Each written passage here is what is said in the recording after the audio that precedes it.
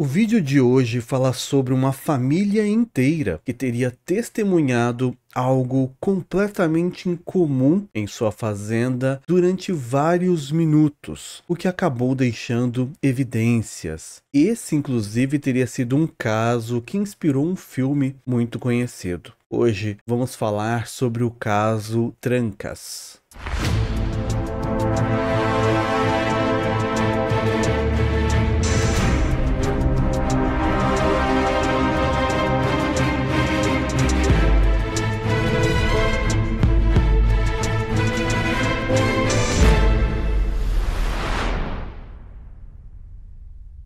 Esse roteiro é baseado em artigos sobre o mesmo assunto. Desde já pedimos o seu like, que você deixe um comentário interagindo com o nosso conteúdo, falando se já conhece essa história, algum detalhe que eu não comentar, ou sugerindo um novo tema ufológico para trazermos ao canal. O YouTube vai entender essa interação e vai te mostrar os próximos vídeos quando eles forem postados. Você também pode querer ajudar ao canal se tornando membro e assinando o nível perito. O seu nome aparece no vídeo durante algum momento. Trancas é uma cidade localizada na província de Tucumã, na Argentina, com uma população de apenas 3.000 pessoas, aproximadamente. Segundo a última divulgação de dados, que é de 2001, a cidade fica em meio a grandes colinas e montanhas, e é composta, em sua maior parte, por fazendas e casas rurais. A fazenda Santa Teresa é a propriedade da família Moreno, estando localizada em uma área bem afastada,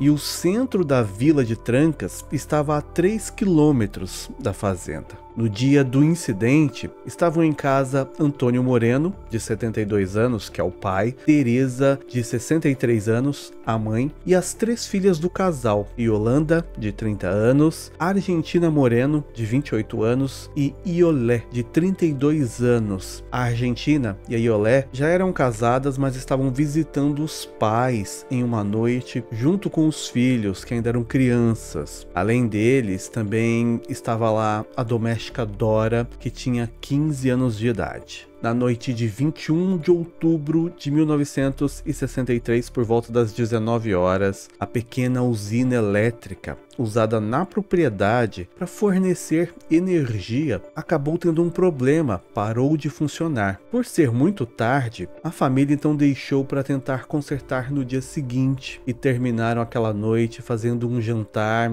realmente iluminado por velas e lanternas. Por volta das 8 da noite, todos foram se deitar, já que estava bem escuro e não havia muito o que se fazer sem energia elétrica. Iolé ficou acordada junto com os filhos no quarto, pois ainda estava dando uma madeira a um deles. A sua irmã ficou lhe fazendo companhia, a Yolanda. Por volta das 21h30, a Dora, que era a empregada doméstica, bateu na porta do quarto e entrou dizendo que estava com medo. Mas até então, ela não detalhou qual seria esse motivo. A Iolé tentou acalmá-la, imaginando que era algo só relacionado à escuridão que estava no local, e assim então a Dora acabou saindo do quarto. Minutos mais tarde, a Dora retornou para o quarto, novamente com uma expressão de medo, e afirmou que tinha visto luzes no quintal. Ela explicou que toda vez que ela saía no quintal, o ambiente clareava repentinamente por alguns segundos, como se fossem raios de uma tempestade. Mas ela disse que olhou para o céu e havia apenas algumas nuvens espalhadas, mas não o suficiente para indicar chuva ou gerar raios. Então, para ela, não havia explicação para aquela luz misteriosa que clareava o ambiente ao seu redor.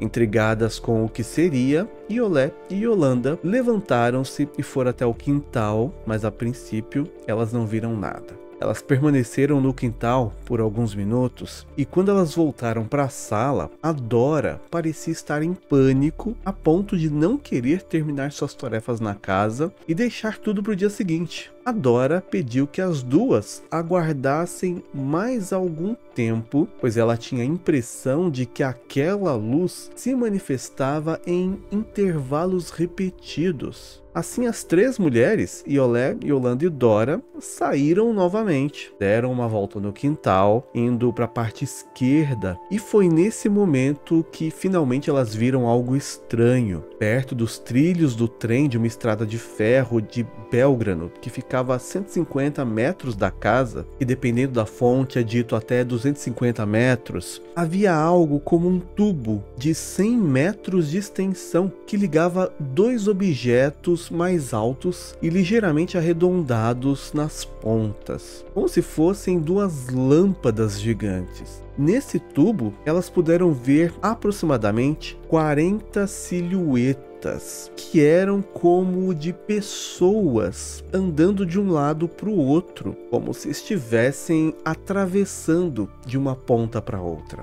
Elas não conseguiam ver nenhum tipo de detalhe, já que o fundo era muito luminoso, o que fazia com que aquelas silhuetas fossem só sombras se movendo. Como estavam na linha do trem, as mulheres chegaram a pensar que podia ser algum descarrilhamento ou algo que fazia manutenção da ferrovia, autoridades que estavam agindo para consertar algum problema. Mas elas também pensaram que podia ser algum tipo de sabotagem com a empresa de trens. Uma coisa chamou muito a atenção delas: o fato de haver ali uma mudança de cor de maneira sólida e contínua daquela luz, o que era algo diferente de tudo que elas já tinham visto. A vegetação do local impossibilitava que elas tivessem uma visão mais clara, então elas decidiram se aproximar daquele objeto para descobrir o que estava acontecendo. Antes, elas voltaram para casa, colocaram roupas mais quentes, pegaram uma lanterna. A Dora pegou inclusive uma arma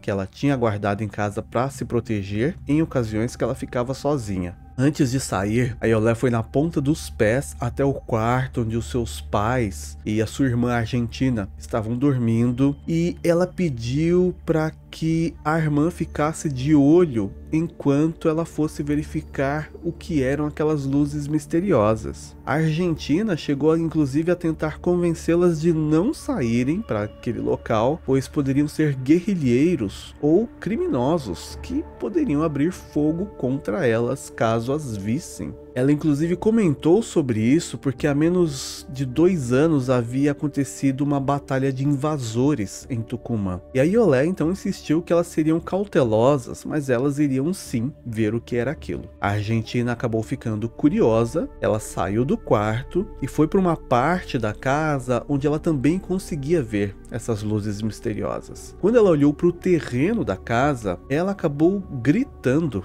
quando ela viu vários aparelhos estranhos voando perto da casa. Assustada, ela acabou saindo para olhar, correu em volta da casa, acabou tropeçando, caindo, se levantou novamente, voltou para dentro de casa e para o quarto onde os seus pais acabaram acordando com toda aquela bagunça e viram que ela estava tão assustada que ela estava chorando. Ela então contou que tinha visto objetos voando pelo quintal da fazenda.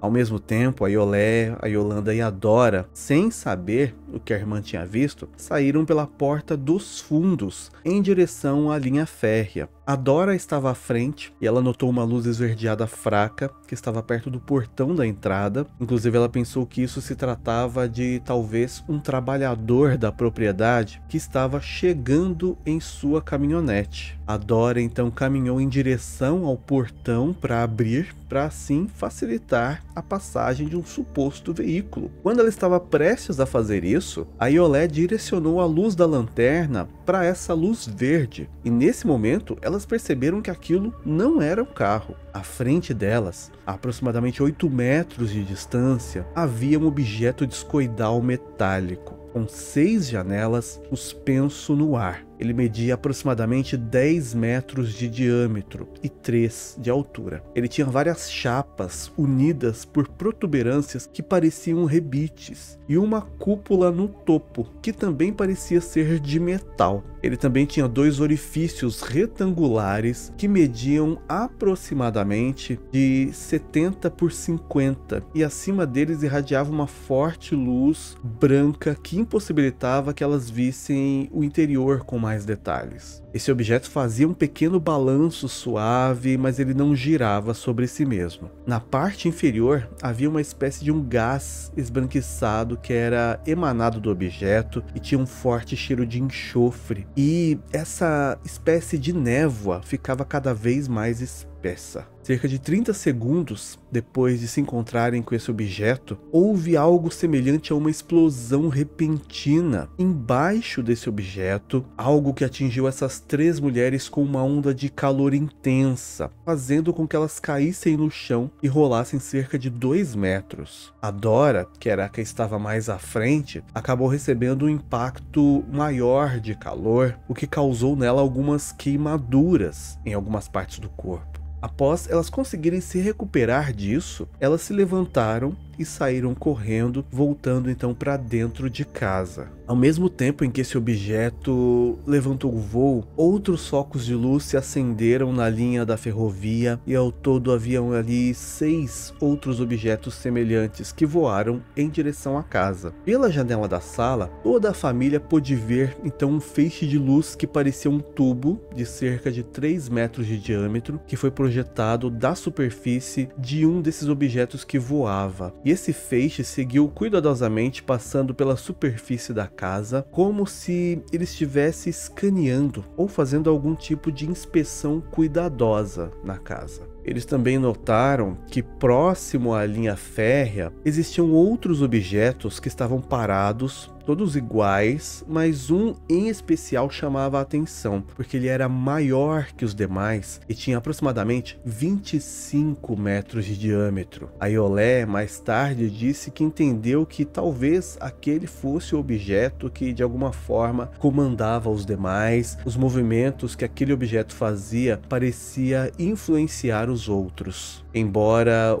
outros membros da família claramente estivessem em pânico, a Iolé na verdade estava curiosa para conseguir compreender o que era aquilo, já que o seu marido era um militar renomado e ela era formada em relações públicas, então ela tinha um conhecimento sobre coisas que o resto da família talvez não tivesse tido contato. Mesmo assim, ela disse que nunca tinha visto algo semelhante àquilo. Depois de escanear toda a casa, um dos objetos acabou indo para um galpão onde ficava guardado um trator da família. Depois ele foi em direção ao galinheiro. Estranhamente, nenhuma das aves acordou ou ficou assustada. Elas permaneceram dormindo quase que imóveis. A Iolé então aproveitou esse momento e saiu novamente pela porta da sala, onde ela disse que observou atentamente todos os movimentos daquele objeto, estando completamente fascinada pelo que ela estava testemunhando. Segundo ela, os objetos não tocavam o solo, pairavam a cerca de 10 centímetros do chão, os feixes de luz eram perfeitamente cilíndricos, e embora fossem claramente luminosos, eles não produziam sombra, eles não exalavam vapor e não faziam barulho. Um dos objetos ficou parado em frente ao galpão por cerca de 30 minutos, então ela tomou coragem e caminhou até ele e acabou colocando a sua mão direita até a parte do antebraço no feixe de luz. E ela diz que sentiu uma sensação de calor forte e quase no mesmo instante em que ela tocou essa luz, ela colocou o braço nessa luz, essa luz se recolheu para dentro do objeto. A Iolé disse que então sentiu medo e voltou correndo para dentro de casa. O Antônio, o pai delas, pensou que aquilo era alguma operação de algum inimigo político que se preparava para algum ataque contra ele. Ele quis sair para investigar, mas as filhas, Yolanda Argentina e Iolé, o impediram. Ao mesmo tempo, a Teresa, a mãe, que estava muito assustada, passou a começar a rezar. A Iolé observou que aquele primeiro objeto estranho que elas viram ao fundo da casa, que tinha uma espécie de túnel luminoso, tinha sumido, e os outros objetos, que eram ao todo 6, que estavam próximos, passaram a direcionar os feixes de luz novamente para a casa. E essas luzes passavam por entre as janelas, algumas delas chegavam a atravessar as paredes, todas elas eram brancas e tinham uma forma cilíndrica, e nesse momento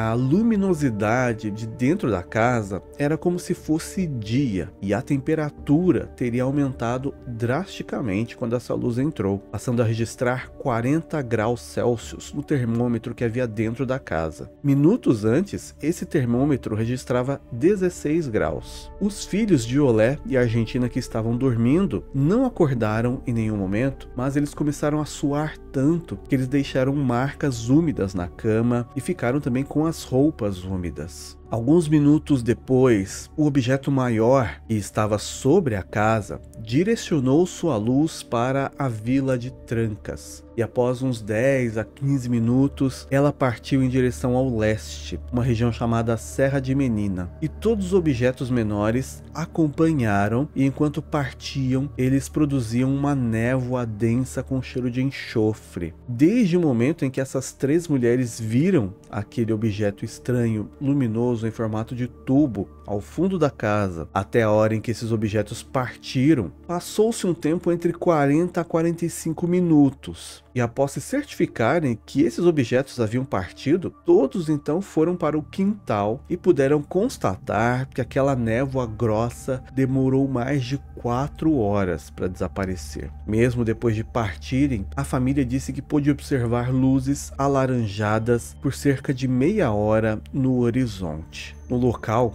onde esse objeto esteve parado enquanto escaneava o depósito onde estava o trator, foi encontrado um círculo de 8 a 10 metros de diâmetro marcado no chão, e dentro dessa marca havia inúmeras bolinhas brancas de 1 centímetro de diâmetro. No dia seguinte, a Dora, que foi atingida com força por aquela explosão, foi levada a um hospital de Trancas e foi constatado que ela tinha queimaduras de 1º e 2º grau no rosto, braços e pernas, e acabou passando por tratamentos médicos para lidar com isso. Segundo as fontes, a Iolé teria ido logo cedo enviar um telegrama ao seu marido e ao irmão contando alguns detalhes, mas ela acabou não contando tudo sobre o que tinha acontecido, e sim uma forma mais resumida. Porém, algumas informações acabaram vazando e a mídia em poucas horas enviou repórteres e jornalistas já para essa fazenda para entrevistar os familiares. Autoridades e pesquisadores foram também até a propriedade da família, coletaram amostras de um pó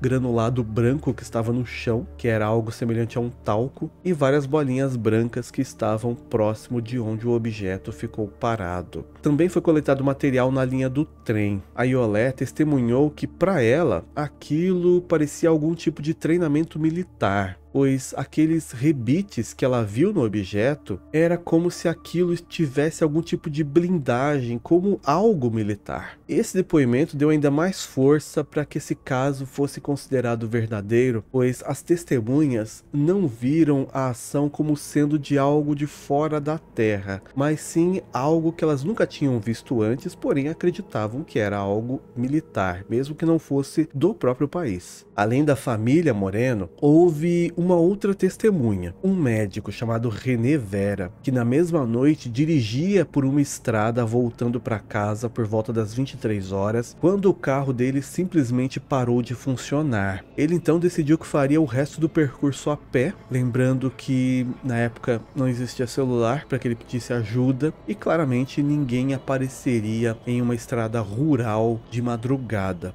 Então, enquanto ele voltava para casa andando, ele afirmou que viu cerca de 50 luzes estranhas no céu voando em baixa altitude e que elas emanavam uma névoa branca com um forte odor de enxofre. Ele disse que era tão forte que aquilo quase o fez desmaiar. As amostras coletadas no local desse incidente foram analisadas pelo chefe do laboratório químico do Instituto de Engenharia Química da Universidade de Tucumã, um homem chamado Walter Gonzalo Tel, que emitiu um relatório com os resultados. Ele afirmou que aquelas bolinhas brancas eram compostas de 96,48% de cálcio e o restante da porcentagem era de potássio, ou seja, era uma amostra muito pura de cálcio, algo muito raro de ser encontrado, ainda mais naquela maneira e proporção. O pó branco foi constatado que não era areia nem poeira, mas aparentemente não foi possível determinar qual era a sua composição, já que que não houve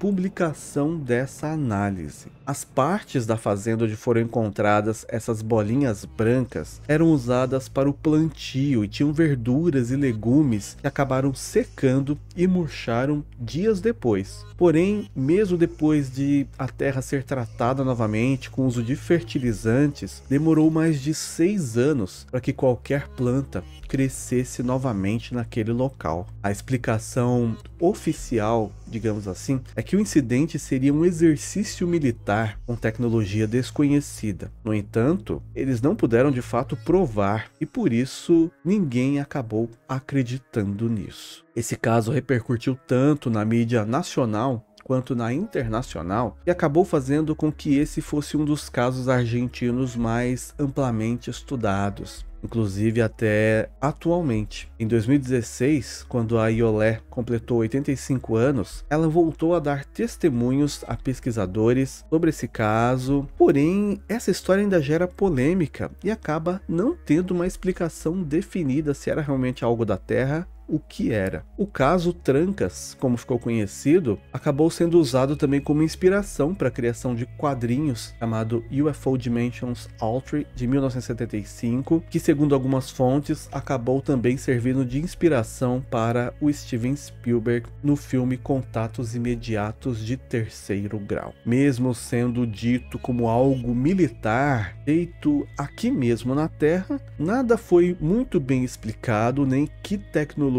é essa e nem aonde ela foi aplicada, e mesmo nos dias atuais ainda não vemos uma tecnologia como essa, o que acabou cada vez mais trazendo a teoria de que seja realmente algo de fora da Terra. Obrigado por assistir até aqui, por enquanto é só e até mais.